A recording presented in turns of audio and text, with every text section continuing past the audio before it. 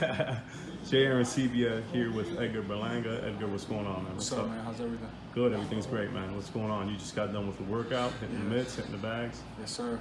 So what's the deal, man? You just recently signed with Havoc, right? Mm-hmm. New trainer. Yes, sir. What brought you here? I mean, listen, man. This is boxing, and I don't really want to talk too much about the situation that happened. You know what I mean? I was training out in Florida. Things happen. I don't speak bad about anybody, man. I wish nothing but the best for Pro Box Management, to Gary Jonas. We made a move and we back home. We back in Brooklyn. And you feel comfortable here with Andre? Do you know Andre from beforehand, or? Yeah, we have a good relationship. Andre seen me grow up. Mm-hmm. He seen me start. He seen me since I started boxing at the age of 8 years old. Right. So he's always seen me in the gym, training and sparring and being in the gym with Saddam and Danny and Curtis, and going back with Joe Green and Jadon and Coach Vic. Man, rest in peace. So we have a pretty good relationship. And what I'm sorry, I lost my train of thought. What got you started into boxing? What got me started was my dad. My dad. I was about 7 years old, and my dad was driving by a gym, boxing gym. Right. He went inside the gym, checked it out. He wound up bumping into his friend, a good friend of his from back in the days, and his friend was training kids, And he was just like, his friend was just like, hey man, you got a son? He was like, hell yeah. And he was just like, yo, like, bring your son, man. I got a whole bunch of kids here. I'm training now. So my dad was like, all right, let's do it. And I was already going through problems, like in school and, at home with my mother. My mother was just, she couldn't take it anymore. So she was like, yo, like, she called my dad. And she was like, hey, we got to do something with this kid. He's going crazy over here. He's got too much energy. He's running around everywhere. He's getting in trouble. So my dad was like, okay, cool. Like, we're going to put him in the gym. So I wound up going to the gym 3 times a week, and wound up being five times a week. And they just seen the ability that I had. I was a natural, man. I was naturally gifted, and that's from God, man. And it just never stopped from there. And what was your amateur record? My amateur record, I believe, was 162 wins and 17 losses, if I'm not mistaken. That's a pretty impressive amateur record. 8-time national champion. 8-time national champion. So what ended up, I've been noticing, been speaking to a lot of prospects lately, and I've been noticing it seems like a lot of guys doing the same thing that you did. Either they feel that their style is better for the pros, or for whatever reason, they're just kind of skipping the games and going right into being a pro. What was your decision-making process behind that? What's funny is that since the age of 15, a friend of my dad told my dad, listen, I think you got to turn this kid pro now because of the style that I had. I had that professional style already at the age of 15, 14 years old. Right. I already had the style, the calmness, the poise, you know what I mean? But the amateurs, the amateurs is just 3 rounds.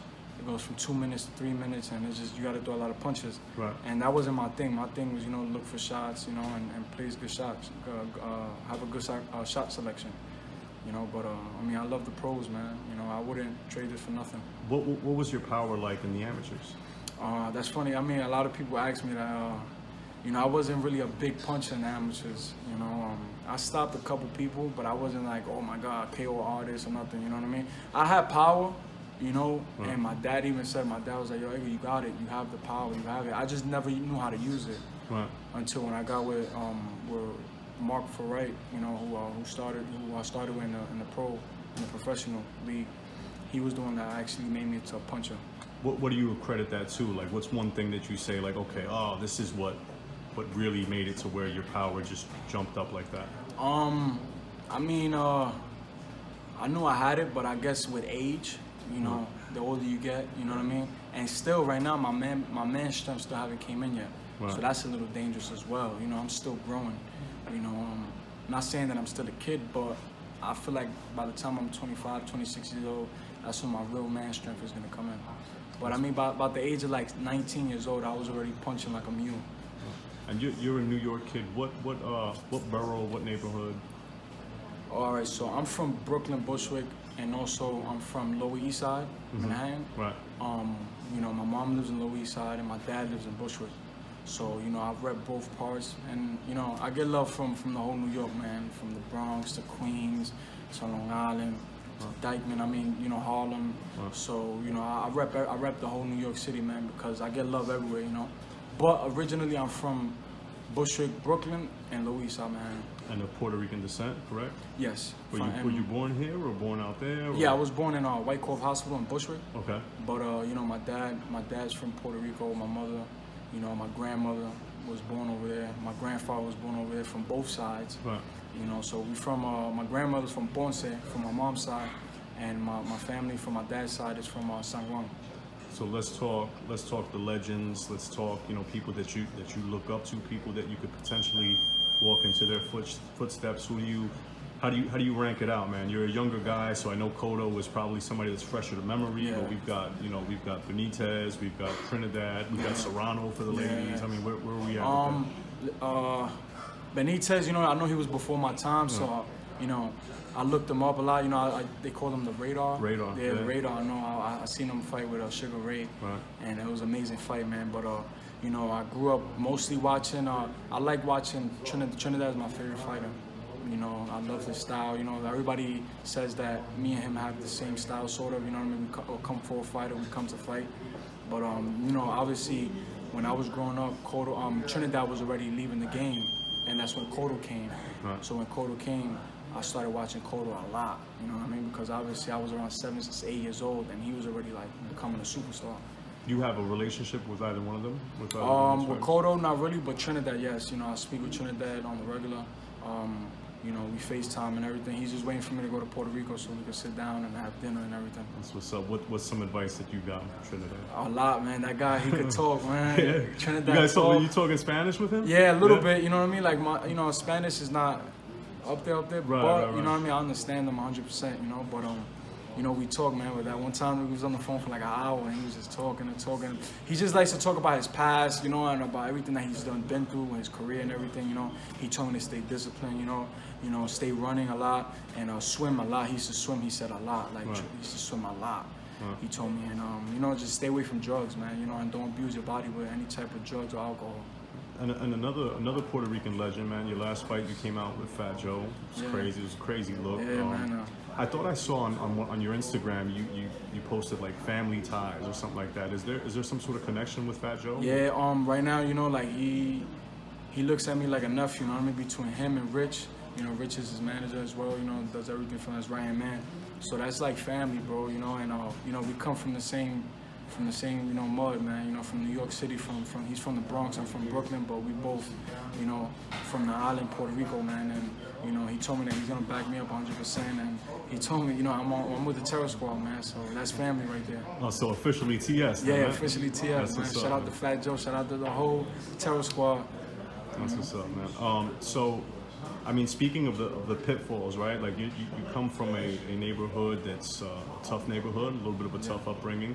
You know, I'm sure there are people that, and it's not to no fault of their own, you know, but there's not much hope in some of these neighborhoods, and they probably might want to latch onto you to maybe get some of that hope. Yeah. And with that comes a lot of other things. People may be looking for things. Are these things that you've experienced yet, or things that are on your radar yet, or? Yeah, I mean, you know, in Bushwick, there's nobody really, you know, coming up right now from Bushwick, you know, as far as, you know, talent-wise. You know, you got the Serranos. The Serranos, shout out to them, you know what I mean? Right. One of my favorite girl fighters, especially Amanda, and you know, Amanda's a bull, man. Right. But shout out to Cindy as well, you know. All my love to them. You know, I think I got a basketball player coming out of Bushwick as well. But as far as boxing, man, you know, Puerto Rican, man, you know, there's nothing really, man, coming out in Bushwick, and especially in Lower East Side, there's nothing that I haven't heard from, you know what I mean? And I would love, man, to have a huge impact in Lower East Side, because I know, you know, people know me in Lower East Side, but not a lot of people, and I would like to touch everybody that's over there, all the kids and everything, that they can follow my journey and see that you can make it through having shit, basically, you know what I mean? And coming from the projects, from Rouge projects, you know, and look where I'm at now. Right. But as a young man, you know, also to keep in mind, you got to be careful that people are looking to maybe take advantage and maybe try to, you know what I mean? The question was more based on that. People trying to like gain friendship to maybe get something out of that opportunity. And you see that a lot of times in these kinds of situations. Yeah, you know, like, you know, I always keep my circle small. You know, I always keep my circle tight, and I always keep my father next to me. My father's like my scarecrow, you know. So anybody like that comes around me, man, with that bad, negative vibe, energy, you know, he feels it. Sometimes I feel it, you know, but you know, I don't know everything. You know, I'm still young, I'm still growing. He's a legend, you know. So he's seen it all. So when he sees those type of people, he tells me, you know what I mean, like, hey, you gotta stay away from this person, you gotta stay away from that person, you know, because you know people come into your life for a good reason and a bad reason, you know. And now that I'm coming up and, you know, I'm popping, you know, and they looking for clout now, you know what I mean? And there's a lot of snakes out there that's trying to come and ride that wave. Absolutely, absolutely. So Chris Glover, I mean, he kind of linked us up, Havoc Media PR. Yeah. So I mean, that's the movement right now. Yeah.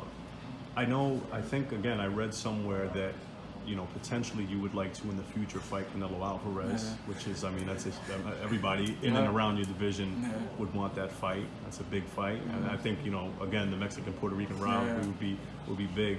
But you know, so that's further down the road. Do you read the comment sections of some of your videos? You ever like take a gander? A little bit, you know. I don't really pay attention to that stuff, man. I just post things up, you know what I mean, for my fans. Right. And I know I got haters, you know what I mean, that's gonna be commenting shit on it. Well, not so much. There was something that stands out to me. It wasn't so much haters, but there's another name. It's not Canelo. There's another name that stands out to me that I don't know if you saw. What's another name that maybe you see of a fighter in and around your division? Gabriel Rosado? No, but that'd be a hell of a fight. That'd be a scrap. Who else? In my division? Younger guy. Actually, not your division. You're at 160 right now, right? Yeah. 154? David Benavidez pops up a lot. What, my comments? Well, no, and people saying that like that's the fight that they'd like to see. Oh, me and Benavidez? Yeah. Oh, he's at 168, right? Yeah, I know. Yeah, I mean, listen, man, that'll be a good fight too. He's Mexican, you know, and he's young. He's 22 years old. He's my age. He's a young guy, your age. You know? But like I always say, you know, I mean, everybody's breed different. How you say, like bred or breed different? Right. You know, some people could get moved faster. Right. With me, you know, you got to take your time. You know, people who say that with me is just you got to take your time. You know what I mean? Well, everybody's got their own path. Everybody has a different path. You know, right. and I'm going Godspeed. You know, right. That's what I tell everybody is I'm going Godspeed. So, with that being said, man, that'll be a good fight. Have you watched any of his fights? How do I like Benavidez. I like his hands. He got good hands. Right. He can move. Right. Well, he not really movement, but he got some fast ass hands. He's good. I like him. So what made you make the decision? I mean, you signed with Top Rank a few months back. What made you make the decision to go with Top Rank? Listen, man. Since a young boy, man. Since the amateurs, I always wanted to be signed with Top Rank. You know, I always told my dad, yo, Dad, I want to get signed with Top Rank. And he's like, why? I'm like, yo, you don't see like Mayweather and Oscar De La Hoya, all these guys, man. Like, you know, you can even go back to Muhammad Ali days. Like, you know, like all the legends been signed with them. They know how to build superstars. And, you know, I've seen it with my own eyes, done building Miguel Cotto, you know, making the Madison Square Garden his home, you know. So me being at Madison Square Garden watching his fight, I'm like, yo, Dad, I want to be in this position, man. Sooner or later, we're going to be here. And did you meet up with Bob? Have you ever sat down and spoke with Bob? I sat down with him, not this fight, the fight before in Kissimmee. Right. They was telling me, like, you know, he said something like in my ear, like he wanted to see a first round knockout. And then like at the back of the locker room, they came back to me and they was like, yo, Bob wants another first round, so I'm letting the leash go on you, kid. And I'm like, he gonna get it, man. He gonna get it. He was right there, front row, like he was right there watching. What'd he say after you got it? He was just like, keep it up, champ. He was like, stay focused, stay training hard, and you're gonna be a world champ. You're gonna be a superstar for Puerto Rico, man. And then I seen him at Denny's that night after the fight, and he Bob was Arum at Denny's? Yeah. What was he eating? A Grand Slam? I don't even know, man. But he seen me, he was happy. He was like, yo, what's up, Chen? He's like, hey, man. He's like, keep working hard, kid. Keep working hard. And he was like, you're gonna be a superstar and a world champion very soon.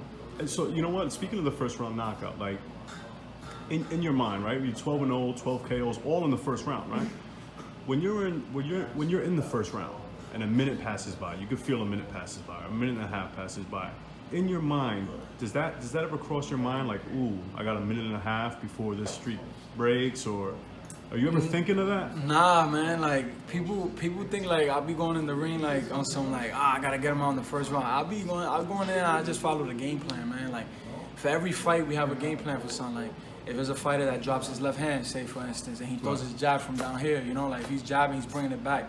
You know, it's like we see that and we execute. We like, all right, so if you throw his jab, you're gonna catch his jab a few times. We're gonna slip. You're gonna come over the right. It's there for you. And I come out and I do it. You know, every fight we execute a game plan.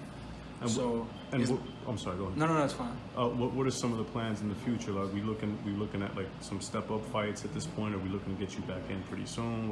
What's right now, like, Top Rank wants to put somebody in there, you know, that could go a little rounds with me, you know, 2, 3, even if it's 2 rounds, you know, for me to get back in the corner, just to sit back, just to sit down on a stool, you know, and get back up there. And if I want to take the guy out, I could take him out, you know.